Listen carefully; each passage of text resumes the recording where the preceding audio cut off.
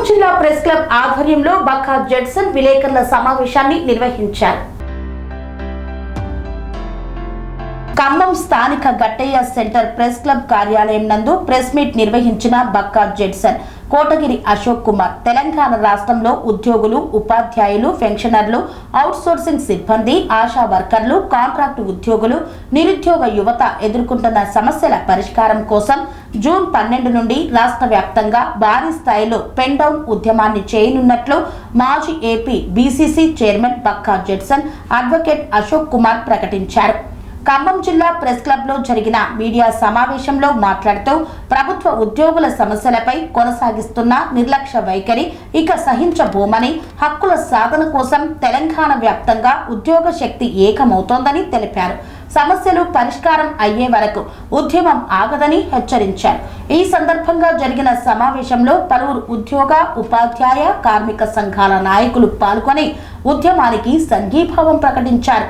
ఖమ్మం నుంచే రాష్ట్ర వ్యాప్త పోరాటానికి శంఖారావం పూరించిన ఈ సమావేశం ఉద్యోగ వర్గాల్లో కొత్త ఉత్సాహాన్ని నింపింది. నాయకులు మాట్లాడుతూ రాష్ట్రంలోని ఉద్యోగులు, పెన్షనర్లు తీవ్రమైన ఆర్థిక, మానసిక ఒత్తిళ్లలో జీవిస్తున్నారని ఆవేదన వ్యక్తం చేశారు. పదవి విరమణ చేసిన వేలాది మంది ఉద్యోగులకు రావాల్సిన రిటైర్మెంట్ బెనిఫిట్స్ ఇప్పటికీ పూర్తిగా అందకపోవడం అత్యంత దురదృష్టకరమని పేర్కొన్నారు. తమ హక్కుల కోసం ఉద్యోగులు కోర్టులు, కమిషన్ల చుట్టూ తిరగాల్సిన పరిస్థితి రావడం ప్రభుత్వ వైఫల్యానికి నిదర్శనమని మండిపడ్డారు. ఈరోజు వాళ్ళు ఉద్యమం చేస్తున్న పరిస్థితి అయితే ఈరోజు తెలంగాణ ఏర్పడిన తర్వాత మరి ఏమైపోయింది అంటే ఈయాటికి మిగులు బడ్జెట్తో ఏర్పడిన తెలంగాణ రోజు రోజుకు అప్పులపాలు అయికుండా పోకుండా ఈరోజు రిటైర్మెంట్ వాళ్ళకు దాదాపు 25,500 మంది రిటైర్డ్ అయితే ఈరోజు వాళ్ళకు పైసలు ఇవ్వలేని పరిస్థితులలో ఉన్నది. అందులో దాదాపు ఇప్పటికీ 96 మంది చనిపోయిన మన ప్రొఫెసర్ శాతం కలిపి. అత్యధికంగా అలా టీచర్లు ఉన్నారు. తర్వాత అంటే 42-43 మంది టీచర్లు ఉన్నారు. అత్యధికంగా పోలీసులు ఉన్నారు. ఇక పోలీసులు 42-45 లోపు పోలీసులు ఉన్నారు. ఈరోజు తక్కిన డిపార్ట్మెంట్ వాళ్ళు కలిసి 10-15 మంది ఉన్నారు. అంటే ఈ విధంగా నా దగ్గర ఉన్న లెక్కల ప్రకారం చెప్తున్నాను. దీని మీద జాతీయ మానవ హక్కుల కమిషన్ 8 వారాలలో వాళ్ళ డబ్బులు వాళ్ళకి ఇచ్చేయమన్నది. ఇయాటి వరకు ఒక పైసా ఇవ్వలేదు, ఏమి ఇవ్వలేదు. ఇవాళ మొన్న సుప్రీంకోర్టులో నేను అందరితో 12,300 పిటిషన్ లేపిస్తే రాష్ట్రపతి గారి కూడా వాళ్ళందరితో పిటిషన్ వేయించి జంతర్ మంతర ధర్నా చేపిస్తే ఇప్పుడు 6,000 కోట్లకి వచ్చారు. అంటే 700 కోట్లు ఒకసారి, 1000 కోట్లు ఒకసారి, 6,000 కోట్లకి ఇప్పుడు వస్తే ఇవి కూడా అన్ని స్టేట్మెంట్లే ఇవి. మరి రిటైర్మెంట్ వాళ్ళకి పైసలు ఎందుకు ఇస్తలేరు, వాళ్ళ బెనిఫిట్స్ ఎందుకు ఇస్తలేరు అంటే ఇలా పిటిషన్ ఇలా కమిషన్ రావు కదా. ఇలా కమిషన్ రావు కాబట్టి ఇలా ఇయ్యనికి వాళ్ళు వెనక ముందే అవుతుంది. నంబర్ 1. రెండవది, ఈరోజు విద్యార్థులు ముందు వాడుతలు ఉన్నారు. ఈ 25,500 మంది రిటైర్డ్ అయినారు. మరి 25,500 మంది పోస్టులు నింపాలే కదా, నింపుతలేదు. ఈరోజు నింపకుండా నిరుద్యోగులను అండరెస్ట్గా ఉన్నారు. మళ్ళీ ఎన్నికల మేనిఫెస్టోలో రేవంత్ రెడ్డి గారు ప్రియాంక గాంధీ గారితో చెప్పించారు, సంవత్సరంలోపు 2 లక్షల పోస్టులు నింపుతాం. ప్రతి నెల తెలంగాణ 40 లక్షల మంది నిరుద్యోగులు ఉన్నారు. వాళ్ళందరికీ కూడా ఒక్కొక్కలకు 4,000 రూపాయల నిరుద్యోగ భృతి ఇస్తామని చెప్పారు. ఇక ఓటు ఏది వాళ్ళందరినీ ఈరోజు ఆ నిరుద్యోగులందరినీ కార్యకర్తల లెక్క వాడుకున్నారు. వాళ్ళని ఊరూరు తిప్పిండ్రు, ఓట్లు వేయించిండ్రు, గట్టెకెక్కిండ్రు, సీఎం అయినరు, ఖమ్మం అయిన డిప్యూటీ సీఎం అయినరు. ఇక ఇవాళ మరి రిటైర్డ్ అయిన వాళ్ళకి పైసలు ఇస్తే మాకు కమిషన్ రావు. నిరుద్యోగులకు ఈరోజు 4,000 నిరుద్యోగ భృతి ఇస్తే మాకు కమిషన్ రావు. లాస్ట్లో ఫీజు రియంబర్స్మెంట్ కూడా ఇవ్వకుండా ఇలా ఫీజు రియంబర్స్మెంట్ విద్యార్థులు ఈరోజు కలెక్టర్ ఆఫీస్ కాడ ధర్నా చేశారు. నేను ఆ కార్యక్రమాన్ని కూడా పోయి వచ్చిన. ఈరోజు ఇంతమంది అంట్రెస్ట్గా ఉన్నారు. మరి దాదాపు 2 లక్షల పోస్ట్ ఇస్తామన్నారు, రిటైర్ అయిన పోస్ట్ నింపరు. ఈరోజు పేద విద్యార్థులు రేపు జూన్ 12వ తారీఖుకి వెళ్ళి స్కూళ్ళల్లో పోవాలి. మరి అక్కడ పరిస్థితి ఏంటంటే ఈరోజు ఆ స్కూల్లో పోనీకి కూడా టీచర్లు లేరు. అంటే 21,000 మంది 10,000 మంది రిటైర్డ్ అయినారు. ఆల్రెడీ 11,000 పోస్టులు ఖాళీలు ఉన్నాయి. అంటే 21,000 మంది టీచర్లు లేకుండా ఈరోజు పేద పిల్లల స్కూళ్ళు పనిచేయాలి. అంటే ఎట్లా పనిచేస్తారు? సరే మరి 25,500 మంది రిటైర్డ్ అయిన మరి ఇలా పని ఎవరు చేస్తుండ్రు? ఈరోజు తెలంగాణ రాష్ట్రంలో 5 లక్షల మంది అవుట్ సోర్సింగ్ ఎంప్లాయీస్ ఉన్నారు.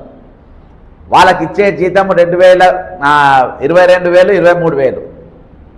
అందులో జిఎస్టీలు కట్ అవుతాయి. వీళ్ళు పెద్ద వ్యాపారవేత్తలు, పెద్ద ఐఏఎస్ ఆఫీసర్లు లెక్క వీళ్ళ జీతాలకి వెళ్ళి మళ్ళీ జిఎస్టీ కటింగ్, ఏది కాంట్రాక్ట్ ఎంప్లాయీస్, అవుట్సోర్సింగ్ ఎంప్లాయీస్ జీతాలలో జిఎస్టీ కటింగ్లు, ఆ కటింగ్లు, ఈ కటింగ్లు, అన్ని కటింగ్లు చేసి వాళ్ళకి ఇచ్చేది.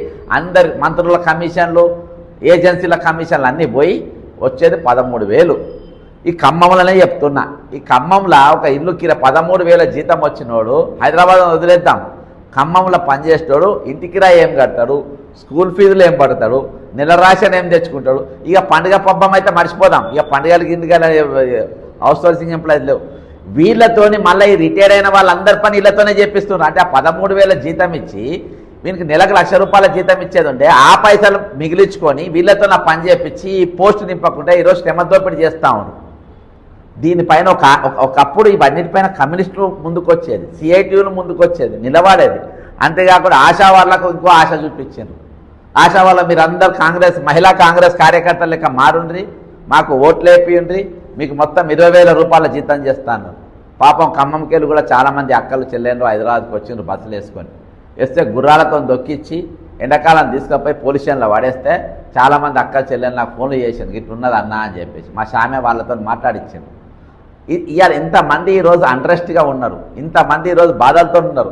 లాస్ట్లో ఏదో కల్లో గంజో కప్పుకొని మేము ఇక్కడ ఉందామని చెప్పి అలా గుడిసెలు వేసుకుంటే, వెలుగుమట్ల కాడ గుడిసెలు వేసుకుంటే ఆ గుడిసెల్లో ఇది ఎట్లుంటావు ఇక్కడ, ఇది మా అయ్య జాగిరి చంపిన సంపాది, ఇది నా అయ్య నా తాత ముత్తాల జాగిరి ఇది అని ఇక్కడ ఉన్న మంత్రులు వాళ్ళ అయ్యలు అవ్వలు సంపాదించిన జాగలు లెక్క కలెక్టర్ గారికి చెప్పి ఆ ఇల్లు మొత్తం అవి ఇచ్చింది. దాంట్లో వచ్చినటువంటి భూములు ఊడబీకింది. అది ప్రభుత్వ స్థలంగా దానం చేసిన భూములు. మరి ప్రభుత్వ భూమి ఏందో నేను అక్కడ వీడియో చేసి చూపించిన, అలా పొంగిరెడ్డి శ్రీనివాసరెడ్డి గారి ఫంక్షన్ హాల్ చూపించిన. అది ప్రభుత్వ భూమా, పట్టా భూమా, లేకుంటే వీళ్ళ నాయన సంపాదించిన భూమా, ఎట్లా ఫంక్షన్ హాల్కు రెడ్ మార్క్ వేసి గతంలో దాన్ని ఎందుకు కూలగొట్టడన్నా చూపించిన. అక్కడ ఇయాటి వరకు ఈ చాతగాని ప్రభుత్వం ఉంటనికి రాలి. అంటే ఇక్కడ టార్గెట్ ఏంటంటే ఆశా వర్కర్లు, పేదోళ్ళు, పేద గుడిసెలలో ఉండేటోళ్ళు, పేద ఇండ్లలో ఉండేటోళ్ళు, నిరుద్యోగులు, రిటైర్ అయిన ఉద్యోగులు, వాళ్ళందరూ కూడా ఈరోజు టార్గెట్ అయింది. అందుకని ఈరోజు భారతదేశంలో కాక్రోచ్ అనేది తయారైపోయింది.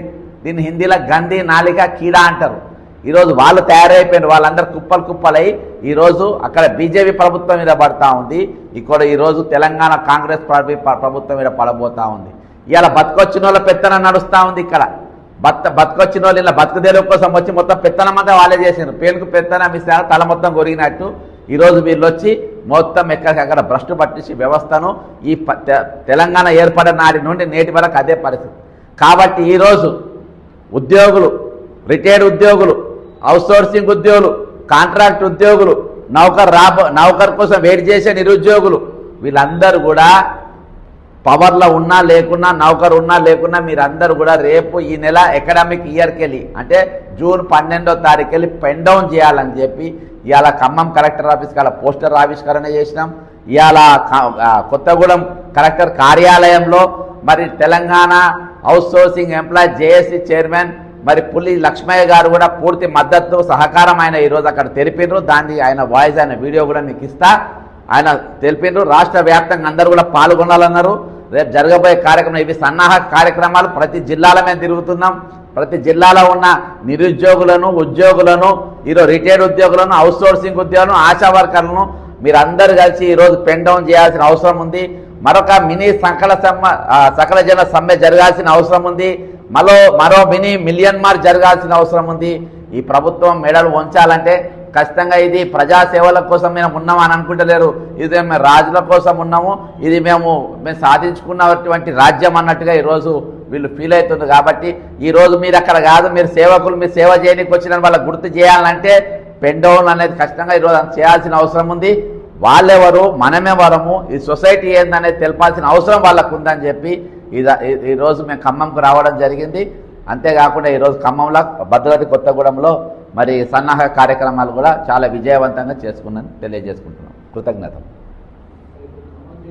ముఖ్య విషయం అంటే ఖమ్మం జిల్లా ఈ జర్నలిస్టులకి స్థానాలు కేటాయించింది గతంలో.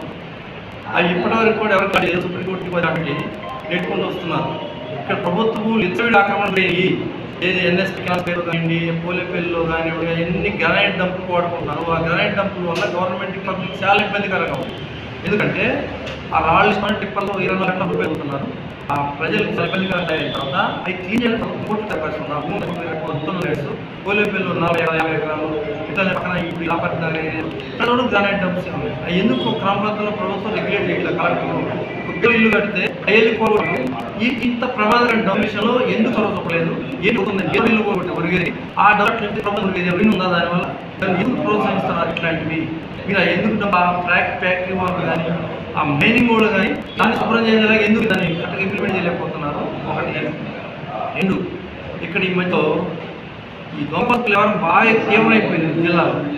ఈ రెవెన్యూల అవినీతి వల్ల ప్రభుత్వ భూములన్నింటికి కూడా దొంగ పాస్వర్డ్ మోసపోతున్నారు. 5 విషయాలు చేసిన తర్వాత ఈ ప్రభుత్వం వచ్చి ఈ ఆకర్షణ పరిస్థితి వచ్చింది. తర్వాత రెండో విషయం ఏంటంటే ఈ పాల్వంచలో టీఎస్ఎండి టీఎస్ కాదు టీఎస్ జెన్కో 50 సంవత్సరాలు పెట్టి 50 సంవత్సరాల కింద పెట్టి అయిపోయిందని పవర్ ప్లాంట్ కోలుకొట్టేశారు. కోలుకొట్టిన తర్వాత నెక్స్ట్ అక్కడ 3 సంవత్సరాల నుంచి కొత్త ప్లాంట్లు లేవు. ఇంకో ప్లాంట్ కూడా కోలుకొట్టడానికి 5 సంవత్సరాలు. ఎందుకు అక్కడ కోల్ అవైలబుల్ ఉంది, అలా ట్రాన్స్మిషన్ లైన్స్ ఉన్నాయి, ఎస్టాబ్లిష్ ఉన్నాయి, స్టాఫ్ ఉంది, అన్నీ ఉన్నాయి, ఎన్విరాన్మెంటల్ కూడా క్లియరెన్స్ ఉంది, ల్యాండ్ ఎక్విజిషన్ అవసరం లేదు. దాన్ని పూర్తి స్థాయిని నెగ్లెక్ట్ చేసి పోయి ఎక్కడ ప్రైవేట్ ప్లాంట్ల దగ్గర నుంచి హై రేట్లో పవర్ కొనాలనేది కొత్త ప్రపోజల్స్ తయారు చేసింది ప్రభుత్వం.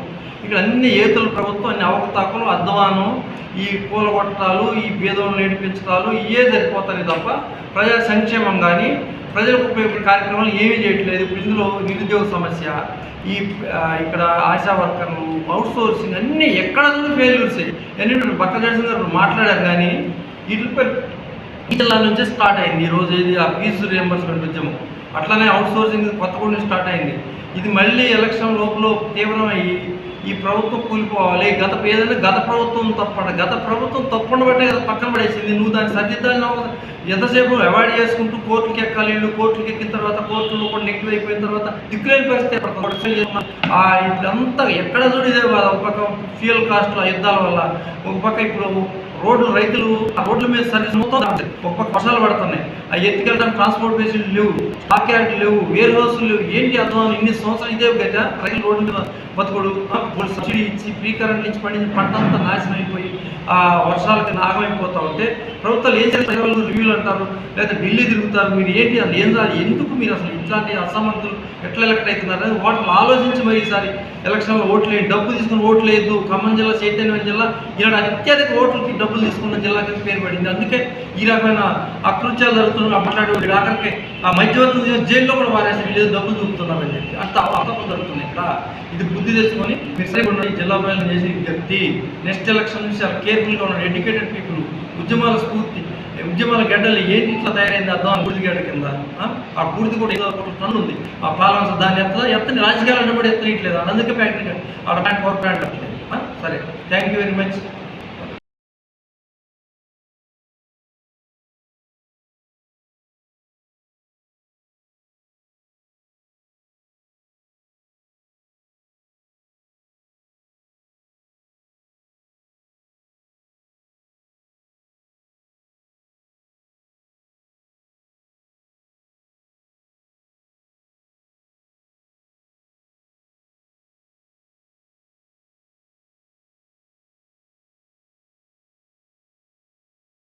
పనేసియా మెరిడియన్ హాస్పిటల్స్ ప్రతి సామాన్యుడికి అందుబాటులో అంతర్జాతీయ వైద్య ప్రమాణాలతో వైద్యం, 24 గంటల అంబులెన్స్ సర్వీసుతో పాటు అత్యవసర సేవలతో ఏర్పాటైన చికిత్సా విభాగం.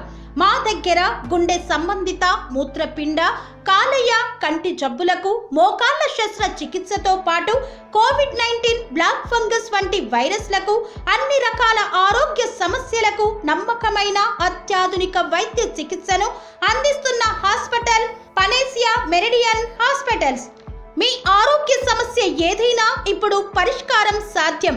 సంపూర్ణ ఆరోగ్యం కోసం సంప్రదించండి Panacea Meridian hospitals, opposite Bheeramguda Kaman, RC Puram, Sangareddy district, pin code 502032. సంప్రదించాల్సిన ఫోన్ నెంబర్ 0845524177 మరియు 7893757770.